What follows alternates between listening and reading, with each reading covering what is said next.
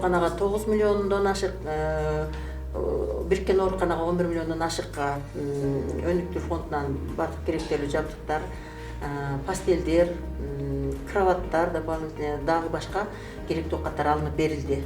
Андан тышкары Минздравтан да келген. Азыркы күндө ИВЛ коюлду баарына, мониторлор коюлду, концентраттар бар, кислороддору дагы азыр өзүнүн условиясы менен тех эмеси менен коюлуп атат. Эми дары-дармектердин боюнча бизде бардык күнүгө ФОМС отчетун алып сурап тактап турат.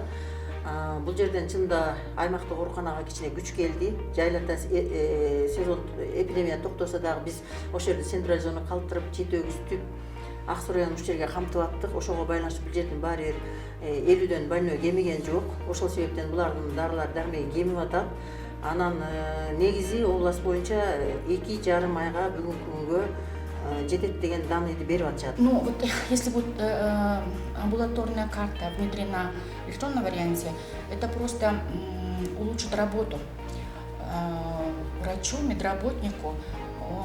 То есть писанина, бумажная работа будет меньше. И за одним пациентом тоже будет как бы отслеживание идти. Да, вот лабораторные услуги или, допустим, в памяти остается же в компьютере. Поэтому пациент, когда, допустим, когда он обращался, какие у него, допустим, заболевания в анамнезе, или, допустим, когда он лежал в стационаре. Поэтому это будет очень хорошо, мне кажется, в будущем.